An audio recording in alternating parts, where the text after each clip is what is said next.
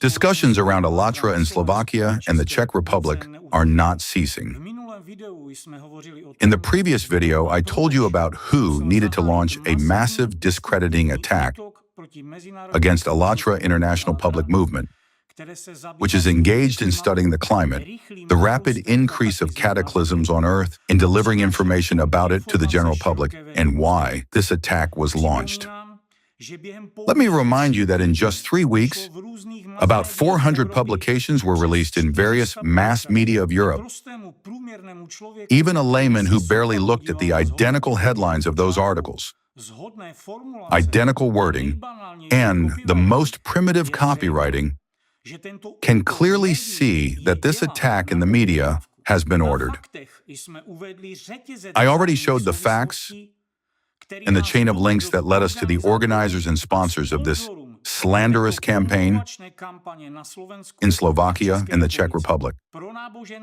It is the Russian pro-religious organization 𝐒𝐴TRA, operating under the patronage of the Russian Orthodox Church. For more details, follow the link and watch the video. Yet now I would like to mention an article on Seznam Zprávy portal, which was recently released by Ms. 𝐒𝐥𝐈𝐑𝐒, that very scandalous Czech journalist who was involved in a criminal case on the suppression of fundamental human rights and freedoms. First of all, I will voice an interesting fact. Quite recently, we received a notice that narratives were sent through communication channels of the Russian pro-religious organization 𝐒𝐴TRA with instructions to link 𝐒𝐴TRA's activities to extremism in the eyes of the public. Before we even had time to realize this information, this very narrative was immediately promoted by 𝐒𝐴TRA's talking head here in the Czech Republic. In the above-mentioned article by Ms. 𝐒𝐥𝐈𝐑𝐒, there is a reference to the opinion of a certain political expert, where 𝐒𝐴TRA is accused of using the tools of Russian propaganda, extremism, and radicalism. It is said that due to our allegedly radical and aggressive rhetoric, there might be some individuals who may be incited to extreme actions, the so-called lone wolves or lone shooters. So this unknown expert mentioned in the article is concerned about a corresponding security threat. Thus, narratives of the pro-religious organization 𝐒𝐴TRA, whose ideological center is supervised by the Russian Orthodox Church, are now appearing in the Czech media. Doesn't this give you a certain hint? Compare the facts and ponder. Who is actually carrying out the Russian disinformation? The said expert calls us pro-Kremlin. While this whole massive defamation campaign through media agents recruited by the Russian 𝐒𝐴TRA uses identical rhetoric since the very first dehumanizing publications about 𝐒𝐴TRA, released on ROC portals 10 years ago. Let's take another look at these screenshots. The rhetoric is identical, although the articles were published 10 years apart and in different countries, the Czech Republic and Russia. So who is actually pro-Kremlin here, dear journalists? Speaking of extremism, radicalism, and aggressive rhetoric that sets people up for radical sentiments, let's see. Who actually uses it? Just note how these 𝐒𝐴TRA supporters do not only spread Russian disinformation here in a democratic European state, but also use manipulation tools favored by the so-called anti-cult groups. Everything is identical to what was done during the Nazi era. Identical methods are used against other organizations dehumanized and stigmatized as sects and cults by the Russian pro-religious organization 𝐒𝐴TRA. The same approach is applied against us. Back then, there was Walter Kunneth, who founded an apologetic center and taught dehumanization methods not only to his entire network of agents under the guise of anti-cult activities, but also to the Nazis. Nowadays, the new Führer, Dvorkin, the main ideologist of 𝐂𝐸, instructs his entire network of agents just like 𝐂𝐞𝐞 did, and he purposefully uses the same vivid and emotionally charged narratives that evoke certain images and associations in your mind. It is always children, sex, violence, extremism, and terrorism. These are completely different organizations, religious and secular ones, and people who have nothing to do with religion at all. But they are accused of the same things: rape, sex scandals, and child abuse.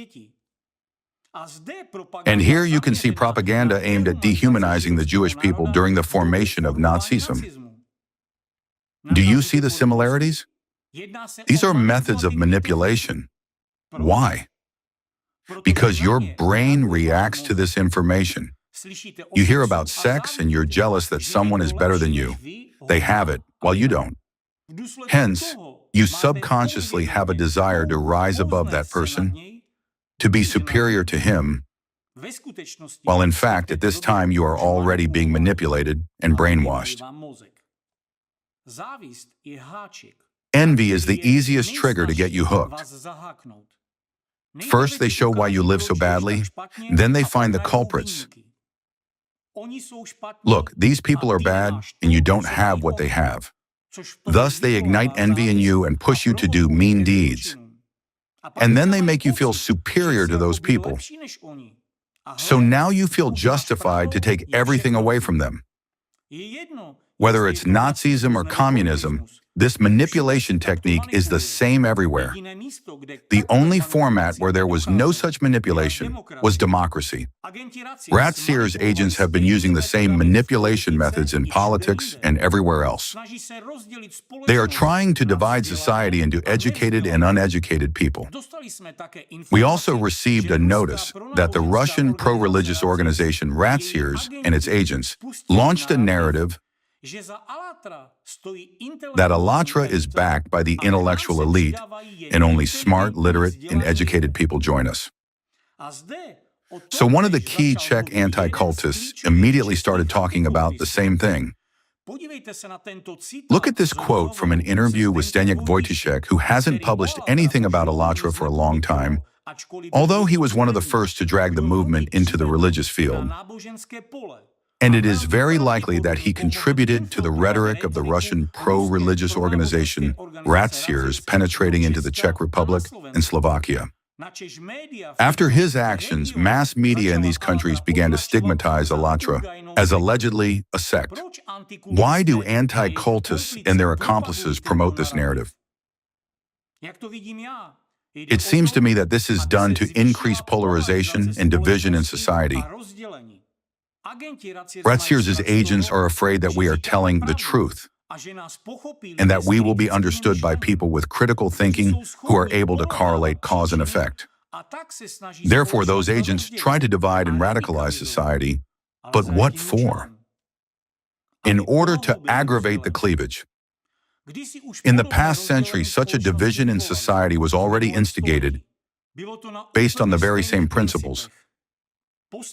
They raised working people against the intellectual elites. It seems that using rhetoric similar to that of Mr. Vojtěšek, they want to apply the same approach in our times.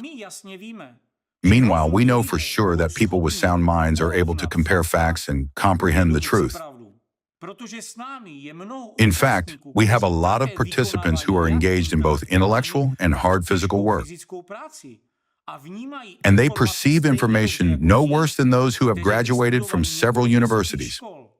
Why? Because nature has endowed a human with intelligence. Anyone can develop it if they desire.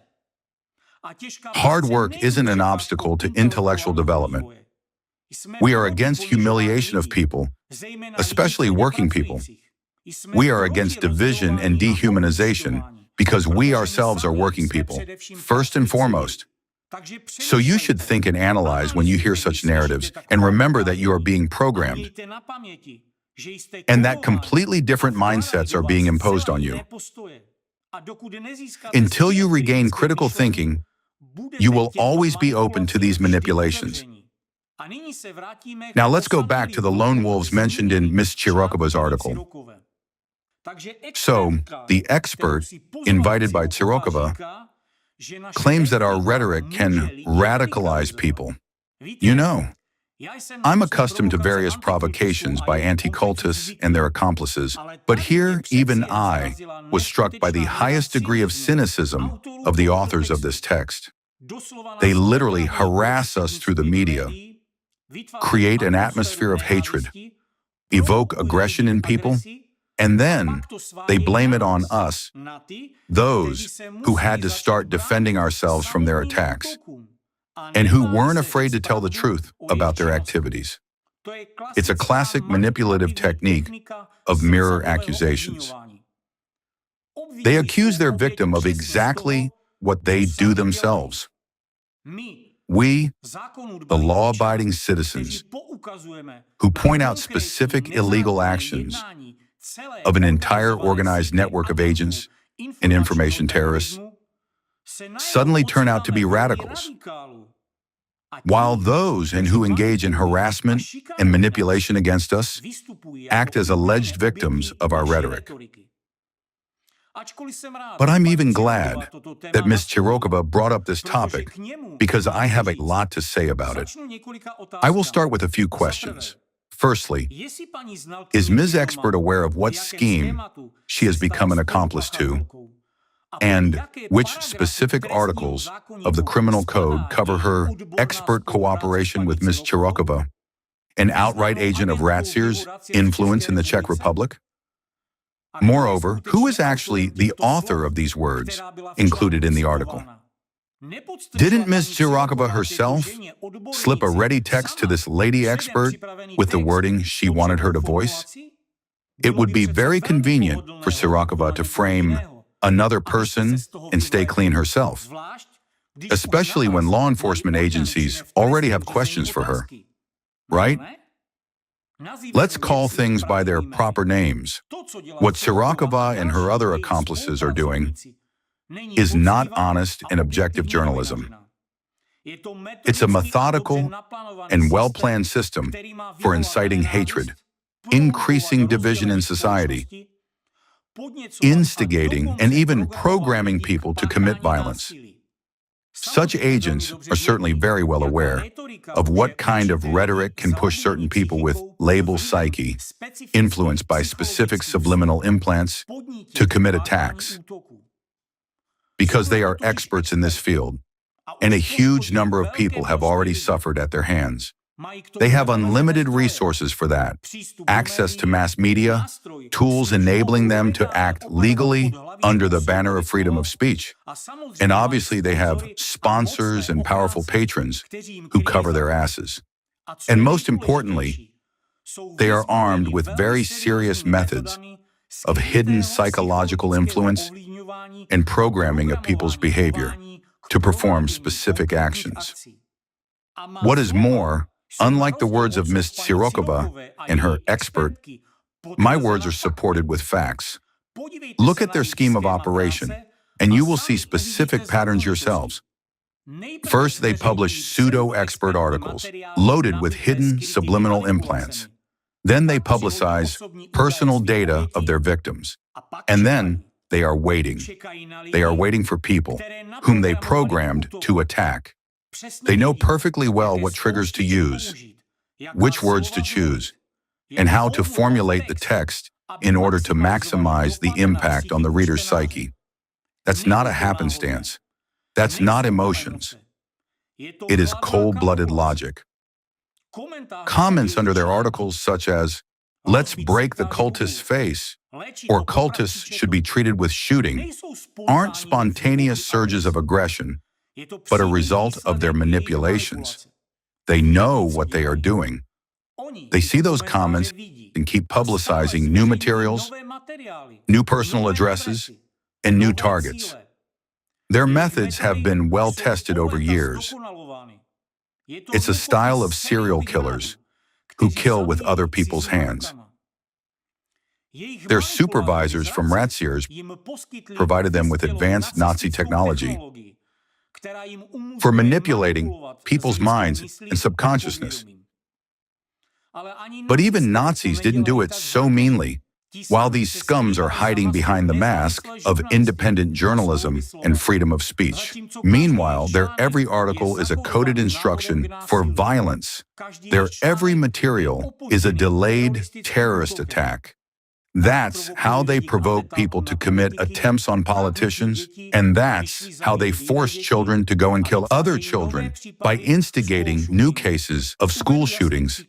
Let me give you a vivid example of how the same Czech and Slovak journalists who are now hounding us and who have already written 400 demonizing publications against us, how they actually organized an attempt on the Prime Minister of Slovakia, Robert Fico.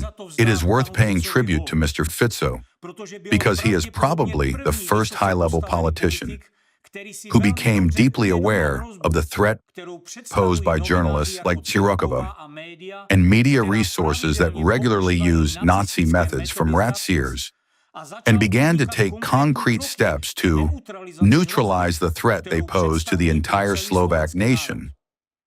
Unfortunately, it ended in an assassination attempt on him, which clearly demonstrates how far they are willing to go.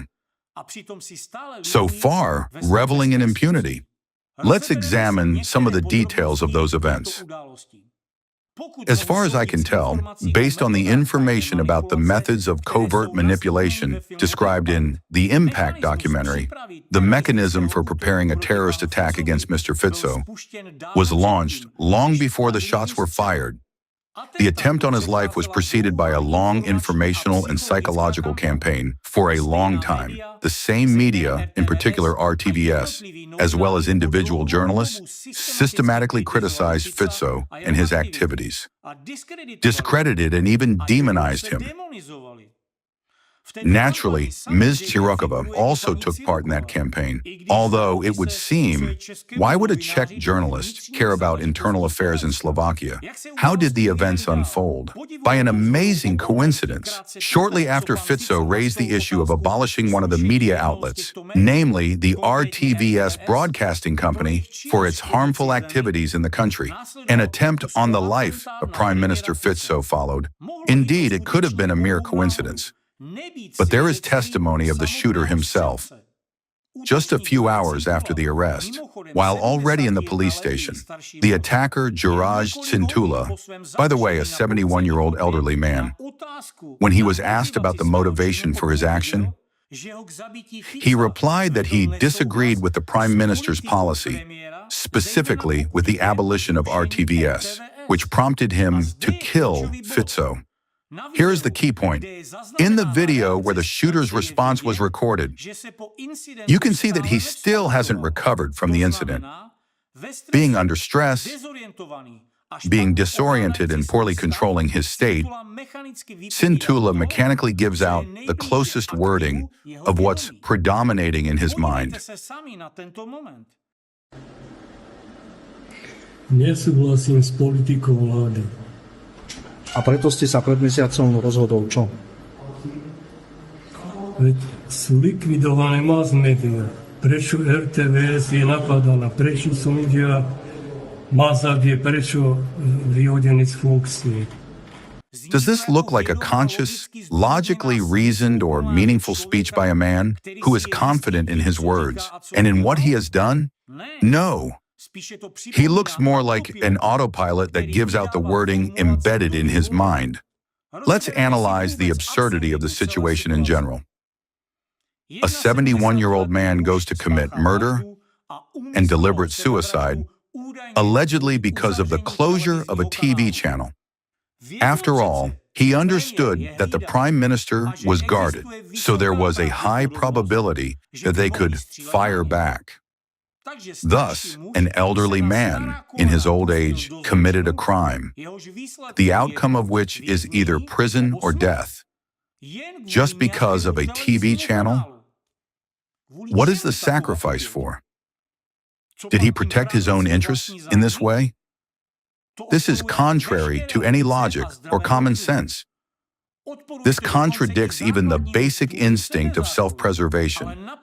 However, a programmed executor in whose consciousness a certain code has been embedded will act contrary to logic, common sense, and even the instinct of self-preservation. It is noteworthy that Mr. 𝐒𝐡𝐞𝐞𝐬 himself, barely recovering from the assassination attempt, immediately pointed to the anti-government media being among those responsible for the attack. His subconsciousness clearly identified the source of threat. As a victim of an assassination attempt, he instinctively determined where the blow came from. But even 𝐒𝐡𝐞𝐞𝐬 himself, being an experienced politician, could not fully reveal the entire scheme. Why? Because we are all used to looking for simple correlations. Someone gives a command, and an executor goes and shoots. However, the scheme worked differently in this case, through an indirect remote impact. It's like a radio-controlled bomb. You see an explosion and a man with a detonator, but you don't see radio waves transmitting the signal. In this case, it's basically the same. The clue to unraveling the situation is in the attacker's first words said immediately after he was arrested. It wasn't just an explanation of his motive. It was a fragment of the code of a triggered program embedded in his subconsciousness through special publications that contain hidden subliminal implants and coded triggers. In a state of stress and disorientation, the man voiced exactly what manipulators had embedded in his psyche. He was just a tool in the hands of those who had been preparing this assassination attempt for a long time through manipulations hidden in media publications. While the real organizers of the assassination attempt remained in the shadows and sacrificed the life of a living man in their game. Another proof that there was remote subliminal coding through the media is that attempts to assassinate 𝐒𝐡𝐞𝐞𝐬 didn't stop. First, he received an envelope with a bullet, which is an outright threat. After a while, a second assassination attempt was made. And again, the behavior of the second attacker, the lone wolf as they say, is quite remarkable.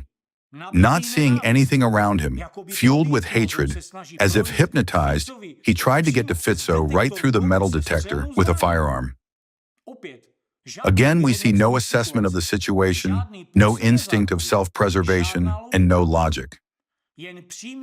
He was just moving straight to the target, like a homing missile.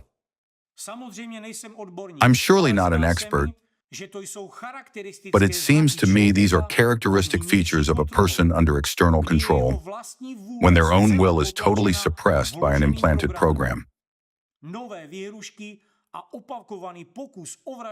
New threats and the second attempt on Mr. 𝐒𝐡𝐞𝐬 are actually direct evidence that a killer coding program was launched through the information field.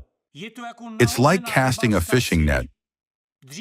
Sooner or later, a person with a certain type of psyche, politically motivated, susceptible to suggestion and manipulation, gets into the net.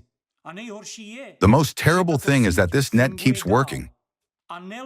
And it's impossible to estimate how many more people got into it, and how many of them are already programmed and waiting for an activation signal. In fact, it's not difficult to get convinced of what I'm saying. It's enough for objective specialists who have no connection to anti-cultists to perform a retrospective examination of the mental state of both lone wolves who tried to kill 𝐒𝐡𝐞𝐞𝐬. And it will become clear who trained them and gave the command to attack. Human memory is unique, and our brain is a perfect recorder. It captures everything. Every word you read, every video you watch, and every idea instilled from the outside. Working with a person's memory, professional researchers can accurately track the entire chain. It's like a computer code, and experts can sort it out line by line. When and after which publication the idea of an assassination attempt arose. After which publications it was reinforced, and what served as a trigger that launched the embedded program for execution. Thus, it is possible to restore the full picture of how consciousness was programmed turning an ordinary retired man into a remotely controlled killer. When investigators begin to unravel this tangle, they will inevitably come to the original source, to those media outlets that launched the program of Robert Fico's murder. And the original source will be specific media, that's for sure. After all, a person's beliefs are formed by information that comes from the outside. Those who carry out such operations are well aware that it is the incoming information that makes a person who he is, especially the information which penetrates into the depths of subconsciousness. It transforms a person to such an extent that he starts being guided by externally instilled attitudes, being absolutely sure that it's his own conscious choice and not realizing that he is manipulated. There were simply no other sources for Fico's attacker. The man didn't know his victim personally and had no contact with him. Where did his overwhelming hatred originate? Only from those media reports that, day after day, had been methodically embedding a hate program in his mind. They were creating a picture, as if from puzzle pieces. So his entire motivation was artificially formed by manipulators from the media. Every step of such remote programming of a person to commit a terrorist attack can be proven. Most importantly, it is possible to prove the intentional manner of such programming. I have a feeling that if relevant strings are pulled, it will turn out that all the organizers of the assassination attempt on Slovak Prime Minister Robert Fico are directly or indirectly connected with the Russian pro-religious organization 𝐒𝐴𝐳 and its leader, Borkin. Then everything will fall into place, and it will finally be proven that the ideologists of the entire 𝐒𝐴𝐳's network of agents are actually the ones who arm their agents of influence with methods to remotely create lone wolves, mentioned in Širokova's article, and to direct them at a given target. Clearly, they don't want their entire network to be exposed, which is why they are trying to pin blame on us. They are trying to put their wolf skins onto us. For this very reason, this whole pack of journalists was so fussed immediately after the assassination attempt on Fico, trying to get the case reclassified from a terrorist attack to a premeditated murder attempt. It's because, despite all their secrecy, they are afraid that sooner or later their scheme will be uncovered, and they will be held accountable as required by the law. Many people may wonder, why has a political leader with a pronounced pro-Russian position become a target of the Russian 𝐒𝐴𝐳? Everything is simple. I'll explain. This is extremely beneficial to 𝐒𝐴𝐳's ideologists for deepening division among Slovak people. Just as at one time it was beneficial for them to overthrow the pro-Russian president of Ukraine, Viktor Yanukovych, in order to deepen divisions in society and radicalize it. After all, when the majority of people vote for a pro-Russian Fico, choosing him as a representative of their interests, and then he is killed, it is logical that this will eventually provoke hatred among the majority towards the pro-Western minority. This in turn will result in escalation of tensions in the country and create conditions for conflicts and chaos up to an armed conflict, as it happened in Ukraine. This is extremely beneficial to the ideologists of 𝐒𝐴𝐳 for eventually influencing the integrity and stability of the entire European Union. This is the same well-tested and proven method, for they are masters of manipulating fear and controlling chaos. I'll repeat once again. Do fact-checking, make an expert examination, and verify it all. It is not difficult to prove everything I have voiced. It is necessary to involve sensible specialists who understand how to properly carry out this kind of psychological examination of those who have committed an assassination attempt. Law enforcement agencies should be dealing with this already now. Because as long as this factory that produces controlled killers operates, as long as this system of media programming is in force, we will witness new assassination attempts, such as those on Slovak Prime Minister Robert Fico and on U.S. President Donald Trump, as well as new school shootings and mass shootings. By the way, just to add, go ahead and count how many articles Ms. 𝐒𝐥𝐻𝐬 has already written on the topic of school shootings. Read them and pay attention to the dates and the fact that almost all of them criticize the government and law enforcement. And try to find a reasonable explanation for yourselves how such a maniacal interest in this topic could be justified.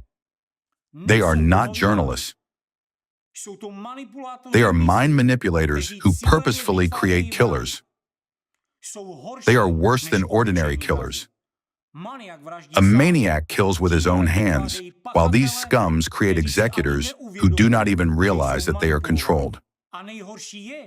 The worst thing is that they keep doing it while knowing the results, seeing the consequences, and realizing that their actions cause physical violence. They keep doing what they do because it's a part of their more large-scale strategy of creating controlled chaos. So now these wolves are trying to blame us for what they are doing themselves.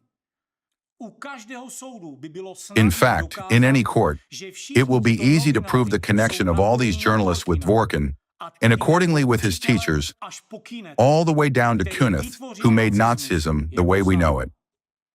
It is also easily provable that it is precisely 𝐒𝐞𝐞's ideas and methods that are now being used by 𝐒𝐸z's agents in the Czech Republic, against Prime Minister Fico in Slovakia, and against President Trump in the United States.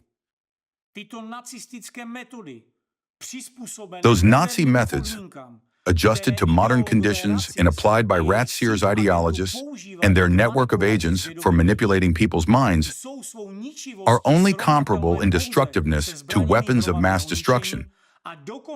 To some extent, they even surpass such weapons since they are used covertly and make it possible to freely and remotely select victims, which results in sufferings of a huge number of people. These very methods allow 𝐒𝐸z's ideologists to successfully achieve their goals and objectives, while remaining undetected. Radicalism, extremism, and aggressive rhetoric. They shift what they themselves are doing onto us. Moreover, saying that they allegedly face a security threat. But we've never been involved in such things, because we do not have access to press or other mass media.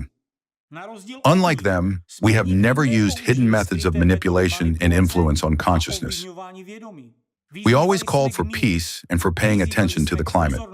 We haven't touched any one of those who are now harassing 𝐒𝐴LLATRA.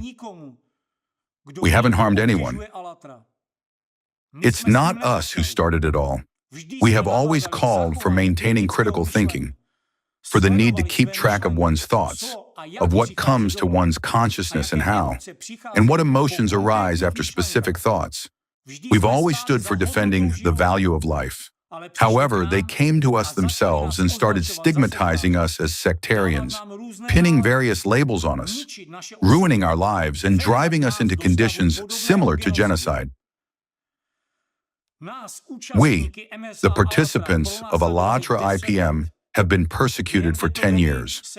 Over this time, a huge amount of defamatory materials has been released in the media.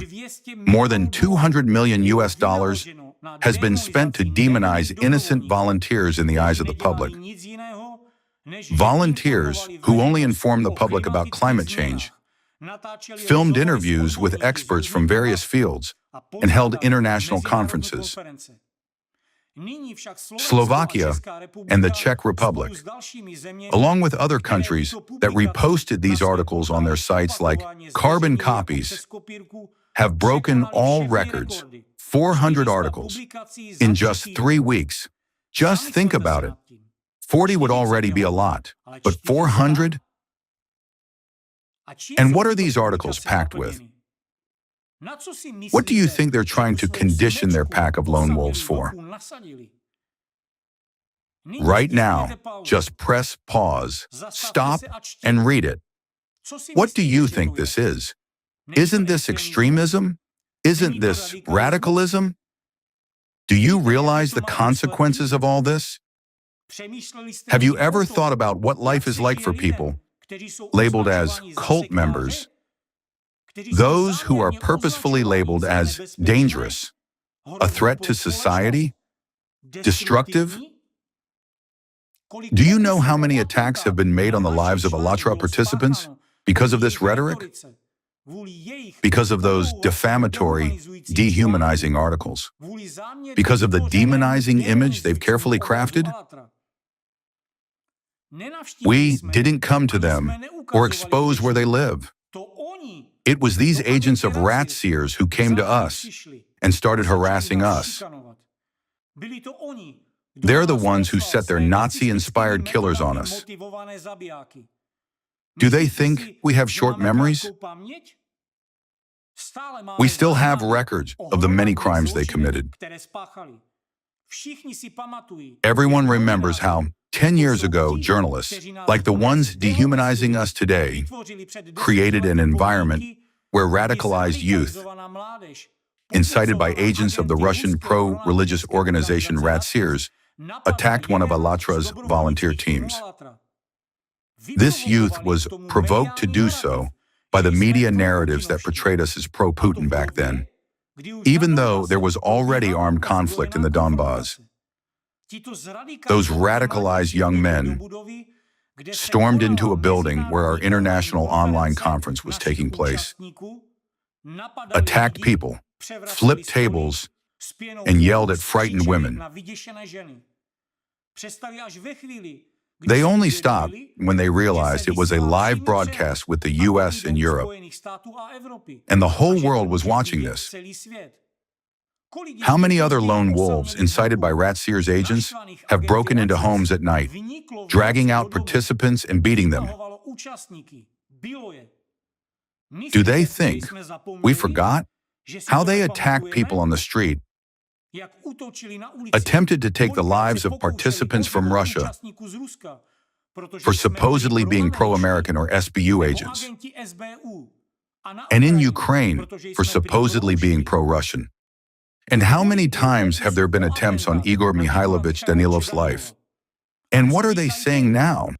That he's the leader of a dangerous cult who should be eliminated. They're saying that outright. And how many times have these agents incited by Russian rat seers tried to carry this out? Now, those same journalists publishing 400 articles are showing where he lives. For whom and why are they doing this? For their lone wolves? And under whose orders? Isn't it under the order of the same people who implemented a similar scheme in Ukraine, repeatedly inciting their lone wolves there? Over there, they also showed where he worked, where he went, what he looked like, and where he lived, even his entire family. For what purpose? And why are these rat seers agents in the Czech Republic and Slovakia repeating exactly what Russian rat seers agents did in Ukraine? Tell me, isn't that extremism? Isn't that radicalism? Among you watching this video, there are lawyers, human rights advocates, and just sensible people who can think. Please answer this. When someone's life is constantly in danger because the media incites the public against them, creating extremist sentiment against innocent, law-abiding people, is that legal? Does a person have the right to defend themselves within the legal system? To turn to law enforcement or to the prosecutor's office to protect their own life, the lives of their family, children, friends, and like-minded people? Here are the laws. Here is the Constitution. So why is everyone silent when there's an open violation of the rights and freedoms of the people of the Czech Republic, of Slovakia? Tell me, who will protect the people? Who will defend ordinary people if even the prosecutors themselves need protection? Look at the aggression against Slovak prosecutors who tried to protect the people and democracy. When an 𝐒𝐴TRA participant in Slovakia turned to the prosecutor's office for protection, providing all the necessary documents and evidence, and a legitimate criminal case was opened, what did the frightened agents of the Russian pro-religious organization 𝐒𝐴TRA do? They staged a public shaming to scare other prosecutors and law enforcement representatives from standing up for people's rights, to make people stay silent and afraid. They activated all their media resources, practically lighting up their entire 𝐒𝐴TRA network in Slovakia and the Czech Republic. They published 400 articles, and in those articles, they publicly discredited prosecutors in the eyes of the public, accusing them of ties to a supposedly dangerous cult. Standing up for one's own rights and protecting one's own life, is this no longer legal in Europe? Just as it's not in Russia, where power almost entirely belongs to 𝐒𝐴TRAs and their agents, where people have no democratic rights. Since these journalists have used the wolf metaphor, let's speak facts. We've started telling the truth. We've been speaking out about the criminal activities of a unified, coordinated network of agents from the Russian pro-religious organization 𝐒𝐴TRA, exposing the suffering they inflict on people and how they target innocent individuals. And what was the response? The wolves are enraged that the sheep are resisting while being strangled? Are they scared, tails between their legs, afraid their teeth will be pulled and they will be given enemas? And now we see the wolves whining, "Oh, we're the poor, oppressed ones." Yet who was calling us cancerous tumors, saying we needed to be uprooted like weeds? They write in these commissioned articles, they're becoming aggressive. Look at that. So the sheep are aggressive, while the wolves seek to destroy them. So if defending one's rights and life in a democratic state is unlawful, let's say it openly. We're ready to go back to the times of Nazism. Let's acknowledge then that we're not against the yellow stars and that we're okay with people being subjected to genocide. Do the methods used by agents of the Russian pro-religious organization 𝐒𝐴TRA not remind you of the Nazis? Let's see it together. Look at these images. These children are wearing yellow stars labeled Jew. Do you know why they were labeled? To separate a group of people from the public, to make Germany's intelligent, educated people feel superior, and accept the notion that the Jewish people needed to be eradicated because they were pests, not human beings, but parasites, enemies, spreaders of disease, who had to be eliminated for the sake of humanity, just like the peddlers of plague and disease. The label cult member is the modern-day equivalent of the yellow star.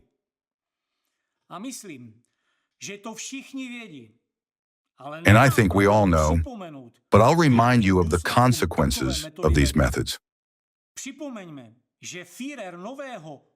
Let's not forget that the Führer of this revived Nazism, the chief ideologue of the Russian pro-religious organization 𝐒𝐴TRA, Alexander Dvorkin, loves comparing groups he labels as cults to cancerous tumors.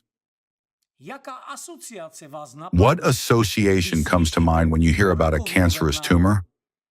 Eradicate, cut out, remove.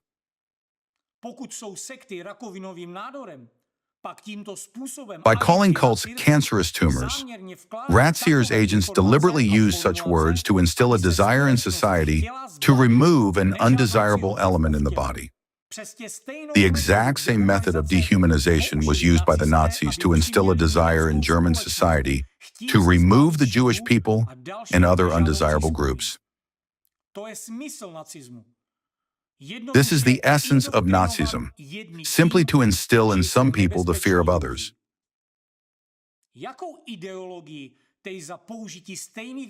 When journalists from 𝐒𝐡𝐞𝐞𝐬, Actuality, SME, 𝐂𝐥𝐸, and others involved in anti-cult activities use the same methods as the Nazis, what ideology are they really spreading by echoing the rhetoric of the new Führer, Alexander Dworkin? As for Ms. 𝐒𝐥𝐻𝐬, it seems people have long noticed her leanings toward Nazi ideology. Look at this post from 2022, shortly before she evidently got her order from 𝐒𝐻𝐬 to begin actively dehumanizing 𝐒𝐻𝐬 members. We don't judge. We just present the facts and call things by their names. And then it's up to lawyers to examine the laws. This is what the immunity of democracy is, the law, and we support this immunity. Returning to Ms. 𝐒𝐥𝐻𝐬's recent publication, an expert claims there is a security threat, stating that 𝐒𝐴LLATRA is a radical cult, and comparing us to the extremist terrorist organization ISIS. Even saying that what we do is far worse than what ISIS does. Let me stress this again. 400 publications packed with extremism and lies from the Russian pro-religious organization 𝐻𝐻𝐬 against 𝐒𝐴LLATRA. Hundreds of threats to our volunteers. They say our rhetoric has changed. It has become radical and extremist. We're only telling the truth, presenting facts, and proving cause and effect relationships. We're not calling anyone to go anywhere or do anything harmful to someone. We're simply calling for democratic laws to be enforced. We urge those responsible for democracy's future to do their jobs and fulfill their duty. That's all we're asking. We're not inciting anyone against anyone. So what is our extremism and radicalism about? Is it about us speaking the truth? And what is the security threat? Who is to be feared? Us? Why would anyone be afraid of us? We don't have press or the media. Our social media channels are blocked or removed. We've never used any psychological conditioning, manipulations, or tactics to incite hate or aggression. We're honest, decent people, and unlike the 𝐻𝐻𝐬's agents, we aren't excited by the sight of blood. We gain no pleasure from other people's suffering. On the contrary, we advocate for peace, friendship, and point out a shared enemy, climate change. And they have no reason to fear us. No one will come after us unless they themselves organize a provocation in which someone from their own circle gets hurt, and then they will blame it on us. Do you think they care about one another? Not at all. In their circle, it's every man for himself. If they've pulled these kinds of stunts on us and other organizations with huge numbers of people, why would they care about one another? To save their own skins, they'll destroy anyone. So, do you know why they are afraid now? Because the truth has come to light. All the truth about their criminal activities, the tragedies and misery they've caused people, and the facts that each person involved in the anti-cult movement, which is merely a cover for the agents of the Russian pro-religious organization 𝐻𝐻𝐬s, will face justice. But we have never and will never call for hatred or aggression. We don't divide people or label them. We have always stood for peace and the value of life. Yet we do stand for the rule of law and the preservation of democracy. 𝐒𝐴LLATRA has always upheld the value of life above everything else. We understand how vulnerable a human in humanity is. For 10 years, we warned about climate change, and unfortunately, we have been proven right. We were studying cause and effect relationships in the climate. Yes, we conducted analyses, dug deep, studied, and we know how to analyze and correlate facts. And you know, these analytical skills have served us well. We turned them on, and now we can see how this coordinated network of agents from the pro-religious Russian organization 𝐒𝐴𝐳 has emerged and operated over the last 30 years. Yes, for 10 years, we stayed silent and endured, while certain investigators looked into things. We were told not to resist. But you know what? Recently, we told these investigators to get lost. They can spend years analyzing who's behind the rebirth of Nazism. We don't give a damn who's in charge there, or who organized it all. We see facts as they are. We don't give a damn about their secret reports or investigations. We see it clearly for ourselves. Because they are here in plain sight, these manipulators, these killers, who commit crimes against humanity and drive countless people toward a real genocide. So we present these facts to you. Draw your own conclusions. Check every word we say, and you'll see we're right. We're presenting facts about the ties between agents and the Russian pro-religious organization 𝐒𝐴𝐳, managed by Dvorkin, a man with mental diagnoses, a direct successor of Nazi methods, and a disciple of those who created Nazism. We're shedding light on the methods his agent network uses to brainwash people. Let those with legal training investigate. Look truth in the face and return critical thinking to your minds because the threat is serious. Observe how you react after reading publications from journalists following 𝐒𝐴𝐳's orders. What are they aiming to achieve? They haven't just published 400 articles. They've also involved deputies, politicians, and officials supposedly in the anti-cult sphere, aiming to silence us from speaking the truth. And why? Why is it so crucial for them to silence us? It's simple. So they can continue their operations and orchestrate here what they did in Ukraine. Take a look at what happened there. The same things that are happening now in the Czech Republic and Slovakia went unnoticed in Ukraine until armed conflict broke out. First, the followers of the Russian pro-religious organization 𝐒𝐴𝐳 recruited their agents there. And then, under the guise of the Russian Orthodox Church's authority, they started spreading narratives to the Russian public that Ukraine was a cult and it needed deprogramming. Eventually, we can see the main ideologists of 𝐒𝐴𝐳 on their platforms calling for the entire Ukrainian population to be denazified and desatanized. You don't believe it? Look at the screen. Do you understand now where this kind of rhetoric leads? Do you see why the fight against so-called cults and sects is nothing more than just a cover for their true goals? Under the guise of protecting the interests of the Russian Orthodox Church, they push their anti-cult laws, dehumanizing inconvenient politicians and religious or non-religious groups that stand in the way of their agenda. Their ambitions stretch far beyond the borders of a single country. They've destroyed democracy in Russia, infiltrated Ukraine, which is still fighting for its own democracy, declared the EU and USA cults. And now you can see what they're doing here in the Czech Republic and Slovakia. And what was the result in Ukraine? They resorted to yet another favorite tool of those hiding behind anti-cult rhetoric: deprogramming. Only instead of holy water and prayers, they deprogrammed a peaceful population with rockets, guns, and tanks.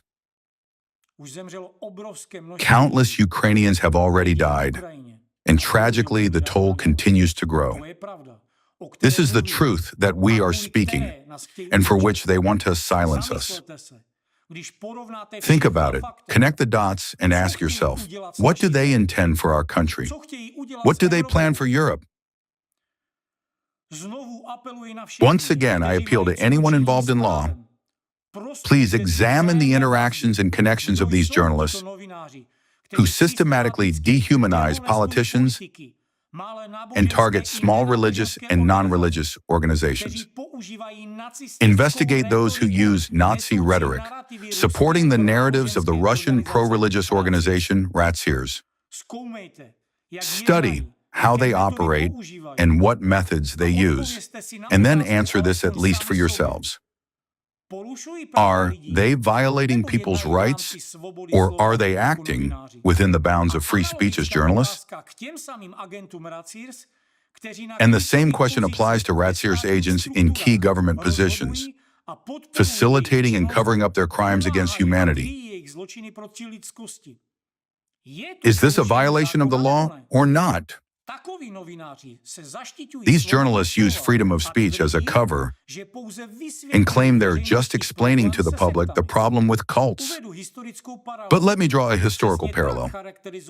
In the same way, Julius Streicher once described his actions at the International Military Tribunal in Nuremberg.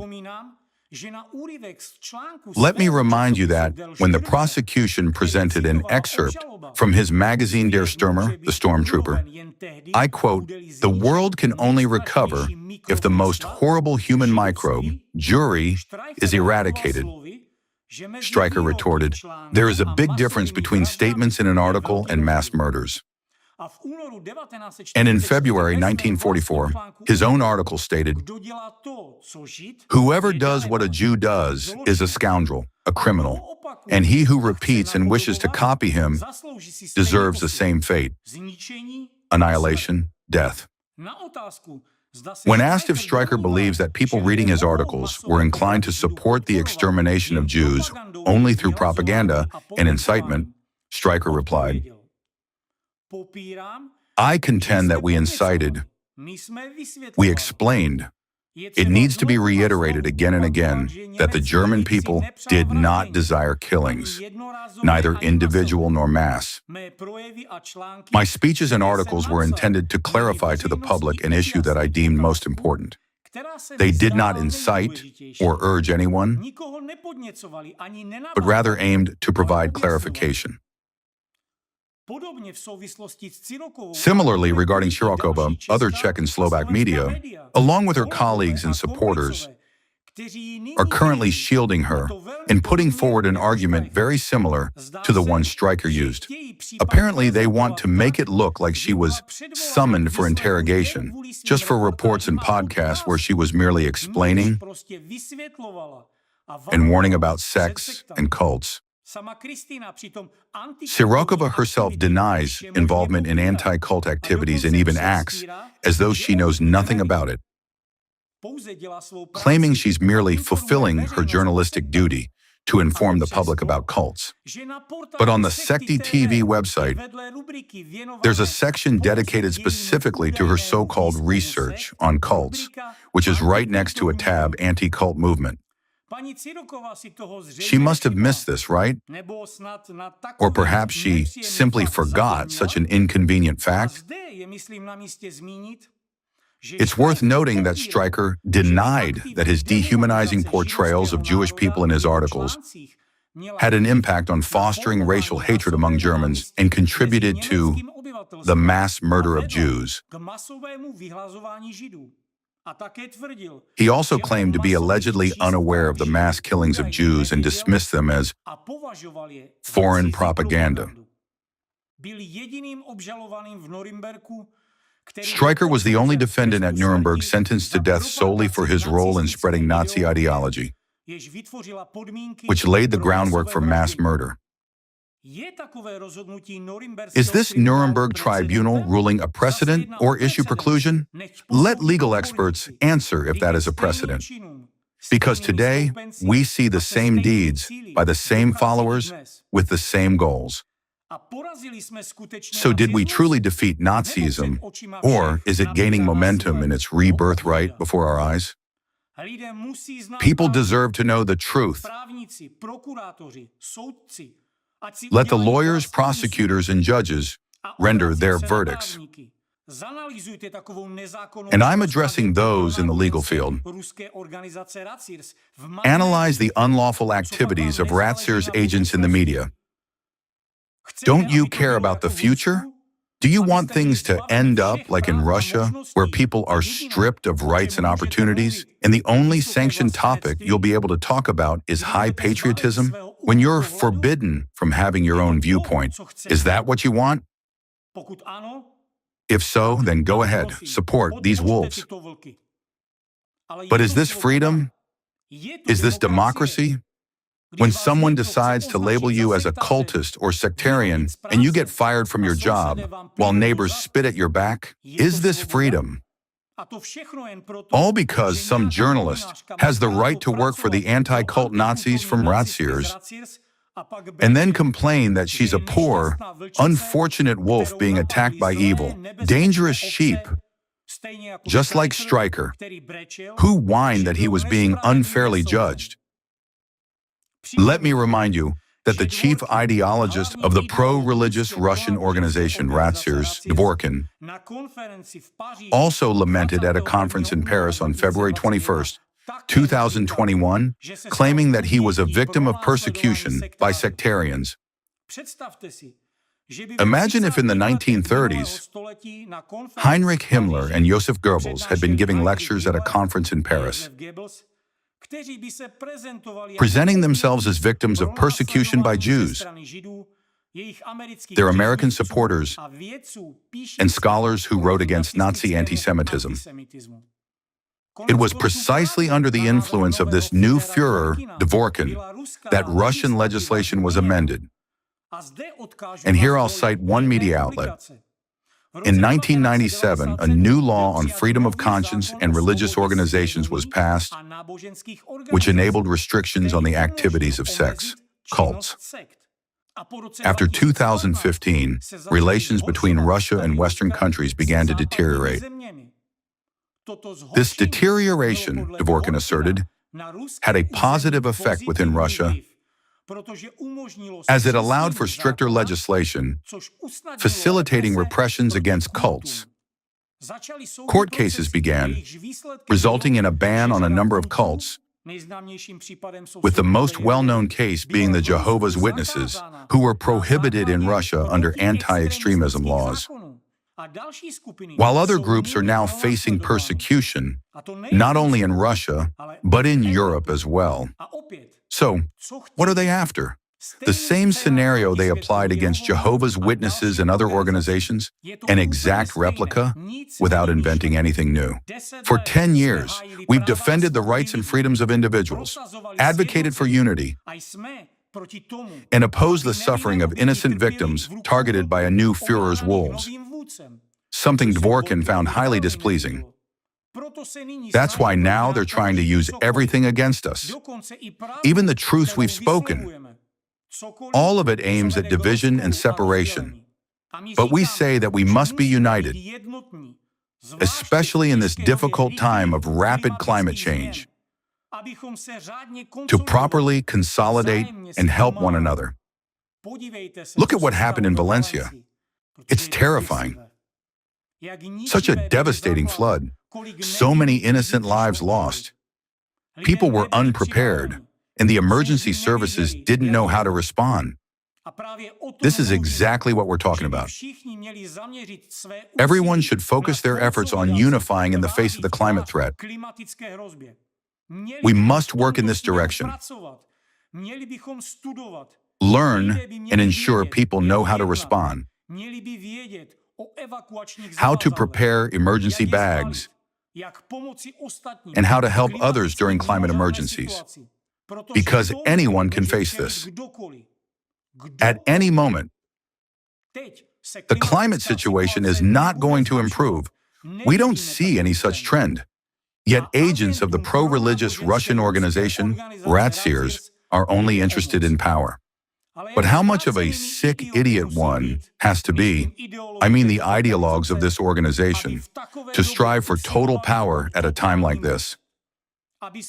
They ignore the real issues. They want war. Their interests are political. But what kind of war can we talk about when we're all hanging by a thread? When at any moment we may find ourselves in a situation we won't know the way out of. Let me emphasize again. Today, all the discrediting, dehumanizing, and cruel persecution is happening to us and many other organizations facing repression from 𝐒𝐡𝐞𝐬. But tomorrow you could be in our place, branded with a yellow star, labeled as a sectarian or a cultist. Will you have rights and freedoms tomorrow if all of us don't defend them today? Will your children live in a democracy or under the Nazism of Dvorkin? That depends on your choices today. Whether the scenario that played out in Ukraine unfolds here depends on you, dear friends watching us. Will you fully understand the essence and threat of this situation for yourselves, for us, for the entire country, and for all of Europe? Will you keep this as a personal reflection, or will you share it with friends and acquaintances? The choice is yours.